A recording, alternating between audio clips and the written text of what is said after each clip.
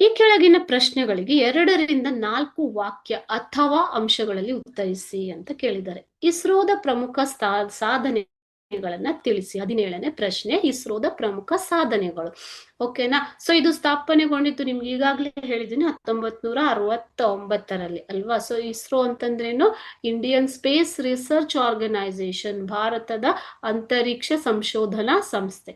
So ಇದರ ಪ್ರಮುಖ ಸಾಧನೆಗಳು, ಮೊದಲನೇದಾಗಿ ಭಾರತೀಯ ರಾಷ್ಟ್ರೀಯ ಉಪಗ್ರಹ ವ್ಯವಸ್ಥೆಯ ಅಭಿವೃದ್ಧಿಪಡಿಸಿರೋದು ಇದರ ಮುಖ್ಯ ಒಂದು ಸಾಧನೆ. ಓಕೆ. ಎರಡನೇದಾಗಿ, ಮೊದಲ ಪ್ರಯತ್ನದಲ್ಲೇ ಮಂಗಳ ಗ್ರಹವನ್ನು ತಲುಪಿದ ಮೊದಲ ರಾಷ್ಟ್ರ ಭಾರತ ಎಂಬ ಹೆಗ್ಗಳಿಕೆ ಗಳಿಸಿದೆ.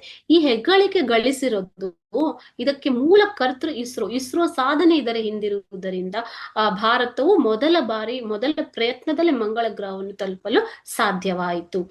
ಮೂರನೆಯದಾಗಿ, ಚಂದ್ರನ ದಕ್ಷಿಣ ಧ್ರುವದ ಬಳಿ ಭಾರತದ ಬಾಹ್ಯಾಕಾಶ ನೌಕೆಯನ್ನು ಇಳಿಸಿದ ಮೊದಲ ರಾಷ್ಟ್ರವಾಗಿ ಭಾರತ ಹೊರಹೊಮ್ಮಿತು.